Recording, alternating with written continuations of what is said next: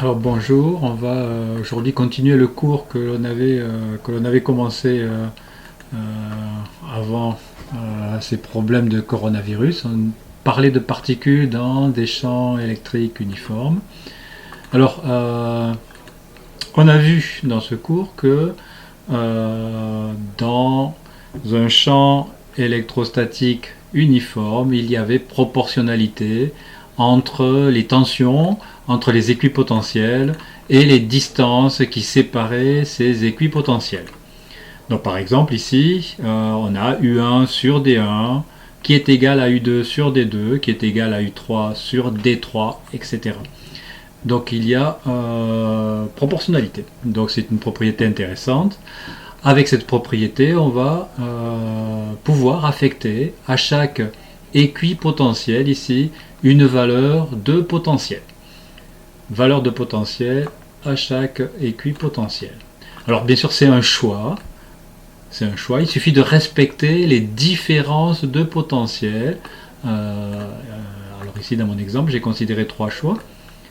J'ai considéré un choix orange ici, un choix vert et un choix rouge. La différence de potentiel ici à l'extrémité sur les plaques, c'est 40 volts toujours. 40 moins 0, c'est 40.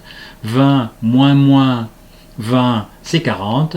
Et 0 moins 40, c'est aussi 40. Donc ça, c'est vous qui choisissez comment vous allez graduer vos équipotentiels. Donc respectez la différence de potentiel que vous avez là, mais vous choisissez la position du zéro en fait. Alors, l'énergie potentielle électrostatique, que j'ai appelé ici E pot Elex, c'est le produit de la charge par le potentiel de l'endroit où se trouve la particule. Par exemple, ici, si j'utilise bien sûr l'échelle orange, l'énergie potentielle électrostatique ici, ce sera 30 Q. Une particule de charge Q, bien sûr. Si j'avais utilisé l'échelle verte, ce serait 10 Q. Donc vous choisissez une échelle et puis vous respectez bien sûr cette échelle. Alors on va voir que on peut appliquer facilement le théorème de l'énergie mécanique.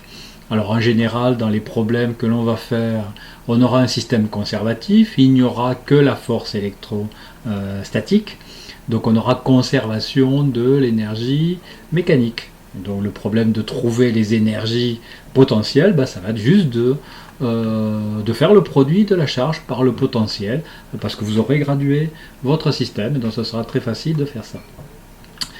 Alors je vous propose de regarder l'exercice d'application numéro 4, page 47. Je l'ai reproduit ici. Donc vous allez utiliser le théorème de l'énergie mécanique. Ici il n'y a pas de poids, il n'y a que la force électrostatique.